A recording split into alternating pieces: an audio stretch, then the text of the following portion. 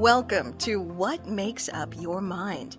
Updates from the frontiers of neuroscience, well-being, and mental health from the Department of Psychiatry and Behavioral Sciences at Stanford University's School of Medicine.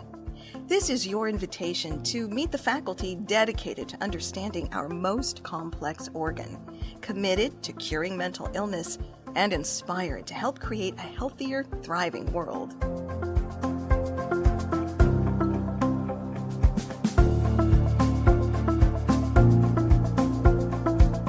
Hello, glad to have you join us for another mini pod in our CNI-X mini-series on what makes up your mind. I'm Jane McMillan. We're taking this opportunity to introduce you to some of the incredible Stanford psychiatry researchers, specialists, and practitioners who offer their brain-mind expertise to high school students participating in the clinical neuroscience immersion experience. These are 2-week sessions of learning, self-awareness, and perhaps an awakening of interest in a career in mental health. If you listen to our full podcast with CNI-X Program Manager, Dr. Laura Turner-Essel, you've heard about the variety of activities and projects and topics offered, and there are as many Stanford specialists presenting at CNI-X as there are topics from neurosurgery to sleep medicine, which, by the way, is anything but a snooze. You may never have thought of sleep as a critical life skill or a social justice issue, but Dr. Rafael Pelayo brings all of these elements and more together in his thought-provoking presentation. A clinical professor in the Stanford Department of Psychiatry and Behavioral Sciences, Dr. Pelayo is a specialist in adult and child sleep at the Stanford Sleep Medicine Center. He also serves the department as Associate Director of Community Outreach. Dr. Pelayo has a special interest in the well-being of teens as they face specific challenges to healthy sleep through no fault of their own. Is your interest piqued? Well, hear more now as we're joined by CNI-X Program Manager Dr. Laura Turner-Essel, and we meet presenter Dr. Rafael Pelayo. Well, Rafael, you are one of our veteran presenters every summer in CNI-X. We always say, the staff mentors and I, that you have like an encyclopedic knowledge of sleep, all things sleep medicine. But you said that a lot of people don't even recognize sleep medicine as an actual field. So That's true. can you tell us a little bit about your area of specialty, about sleep medicine, about your practice and the work that you do with folks, and why you think it's so important? Well, one of the earliest sleep scientists said that if sleep has no function, it's the biggest mistake evolution ever made. And we've been sleeping longer than anything else we do as humans. You've been sleeping longer than you've been breathing oxygen. You've been sleeping longer than you've ever been eating any solid food. So it's clearly something that's important to do. And every living animal that's been studied sleeps. So there's some degree of sleep in everything that it's all around us. Having said that, as a nation, we're sleep deprived. And we think that the ultimate form of self-care for people for ultimate health is going to be sleep. And it's been a long time coming since the field began. Stanford was the first place in the world to have a dedicated program to study sleep disorders and to treat them as a condition. There were other, obviously, research facilities, but as a clinical specialty, it began at Stanford in 1970 with Dr. Dement, who was the person who coined the phrase REM sleep. So it's a great place. And the fun thing about it, as a physician, is that most of the patients get better. It's unusual for patients not to improve. So I used to joke that the sleep clinic was the happiest clinic around because patients are getting better all the time. And people come in with years and years of difficulty with their sleep apnea and insomnia, and there are over 80 different sleep disorders, but the vast majority will improve. I always joke that I make many wives happy and some husbands too, because snoring by itself is a common cause of divorce and separations. And you've heard the term sleep divorce, where people sleep separate from each other. Yeah. Just wow, yesterday, really? So, you've heard, there's a term called sleep divorce. People sleep separate from each other. A lady came in to see me.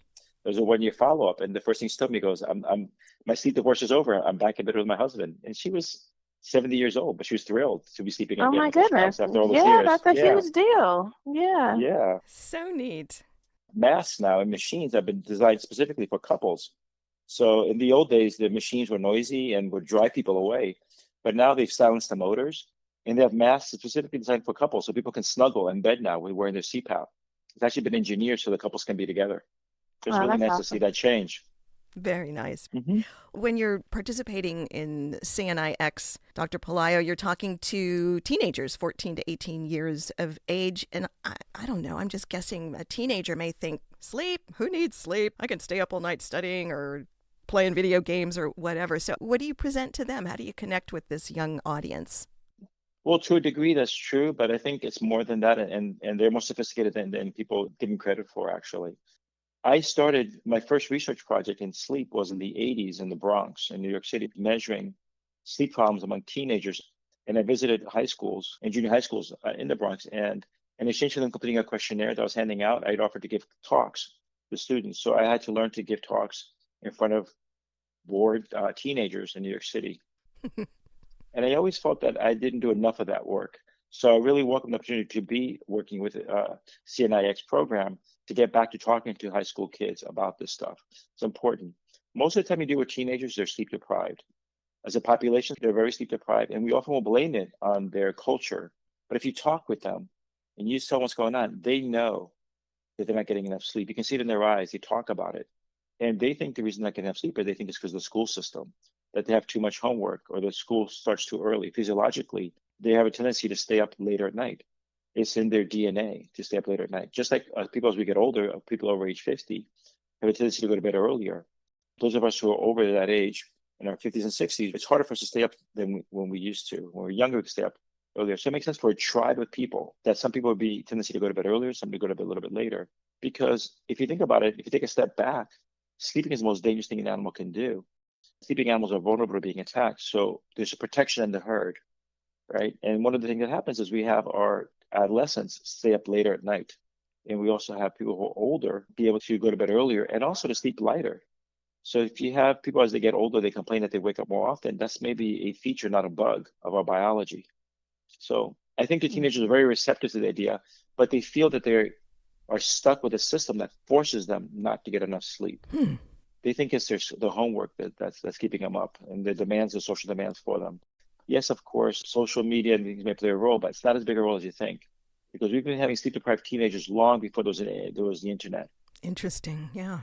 One of my favorite things about how you present during the program is that you do a very conversational presentation. It's a lot of back and forth Q&A with the students. And one of the things that always comes up is they're fascinated and really appreciative of your work with the school systems and the kind of policy changes that you've helped to bring about as far as school start times in the state of California and across the country. Can you talk a little bit about the work that still needs to be done? Thank you. So in the 70s, there were some experiments done at Stanford. And one of the things they're trying to do is take a group of teenagers and fill them with sleep, satiate them with sleep. Like you will fill somebody with food, because they noticed that teenagers were just, as a population, was sleepy. And when they wrote their research protocols, their protocols failed because they designed experiments that didn't realize how sleep deprived these teenagers were. So even when they tried to fill them up with sleep, they still wanted more. They couldn't get enough sleep on them. And any parent, when you see your child grow, you're not surprised that they eat more food. They eat a lot when they're teenagers. So why are you surprised that when they are growing, they also need more sleep? As you go through adolescence, especially as you go through growth spurts, there's actually an increased need for sleep. But at the same time, there's a tendency for us to go to bed later. But culturally, there's been this push for the high schools to start earlier than the middle schools, and for the elementary schools to start even later. In part, it's because public transportation is underfunded. And the thinking was that we could save money by having the kids go to school in shifts and use the same buses. And the thought was, well, the high school kids can get to school on their own, so we're going to start them earlier. It creates a perfect storm, and it's been called a perfect storm. There's a publication called The Perfect Storm that describes these kids needing more sleep. At the same time, biologically, they need to go to bed later, but a school system expects them to get up earlier. And you end up with sleep-deprived kids. And the first thing that happens when you don't get enough sleep is to be irritable and grumpy. So you have these parents of these kids who every evening is an argument about going to bed. Every night and every morning is an argument about getting up and going to school, because the kids are needing more sleep. And the first evidence that your kid is not getting enough sleep, that you as a teenager will notice you're not getting enough sleep, is sleeping in on weekends. 8 and 9-year-old kids do not sleep in on weekends. 6-year-olds do not sleep in on weekends. Parents wish they would, but they don't. But teenagers routinely sleep in on weekends.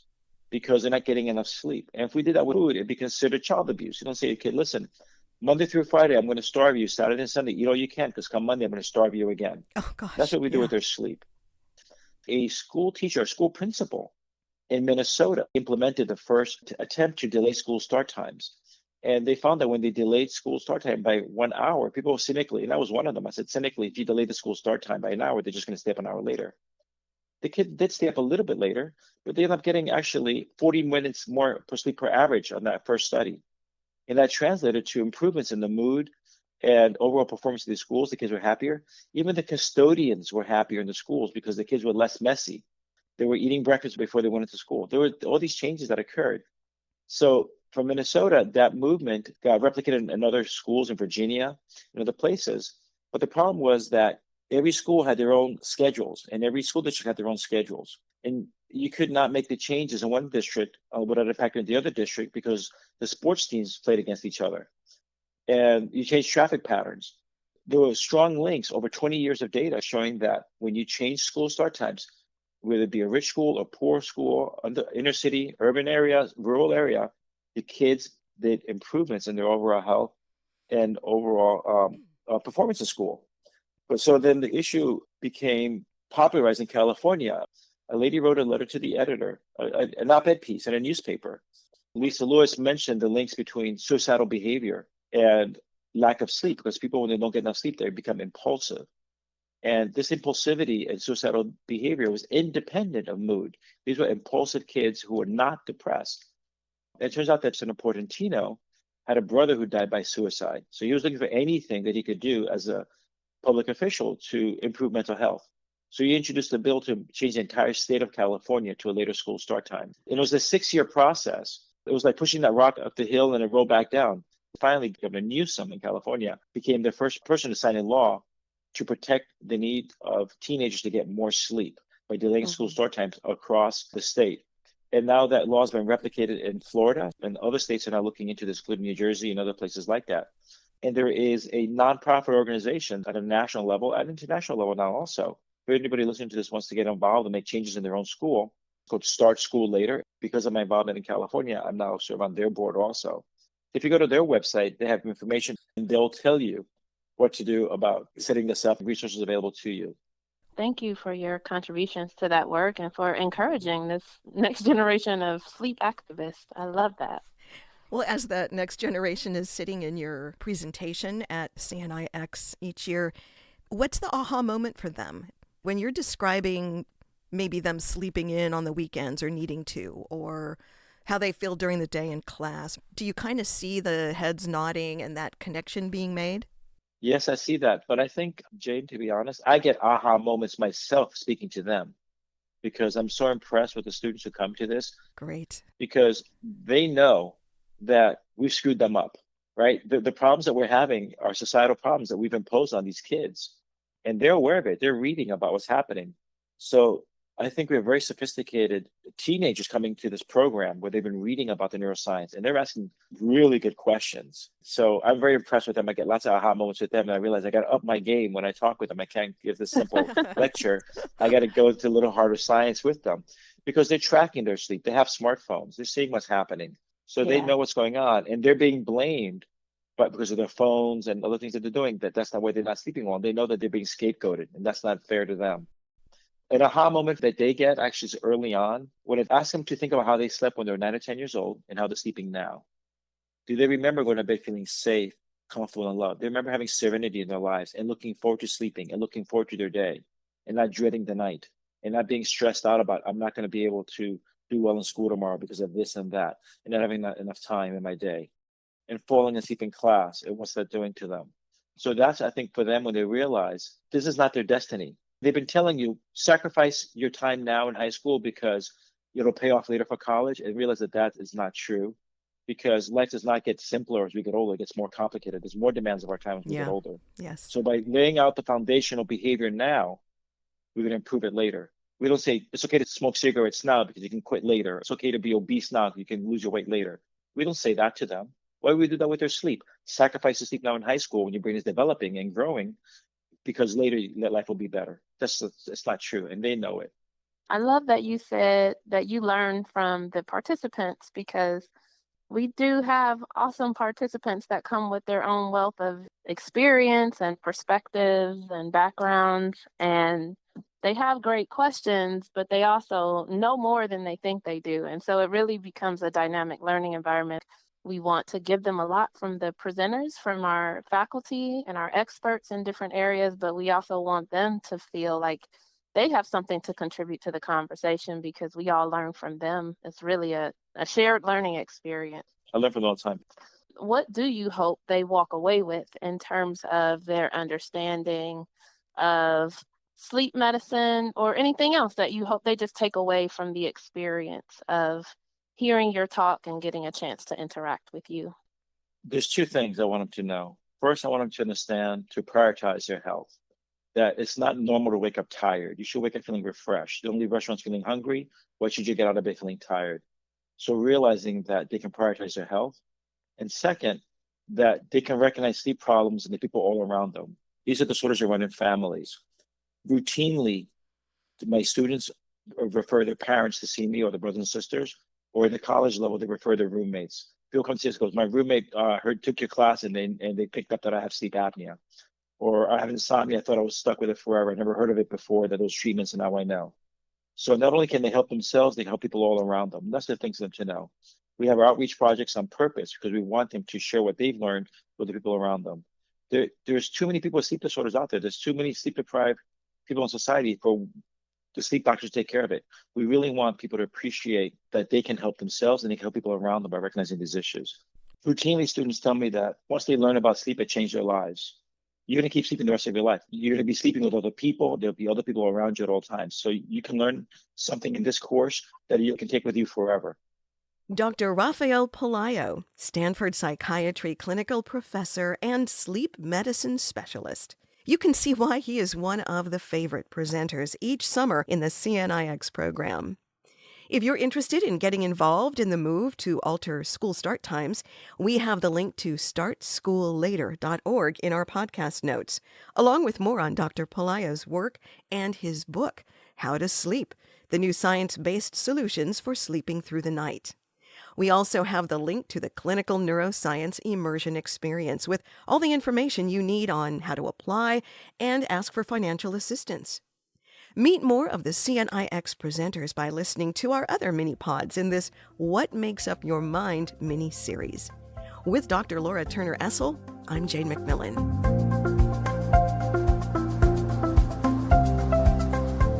You've been listening to What Makes Up Your Mind. Updates from the frontiers of neuroscience, well-being, and mental health from the experts in the Department of Psychiatry and Behavioral Sciences at Stanford University School of Medicine. For more information on this program and all of our transformational work, visit us at med.stanford.edu/psychiatry.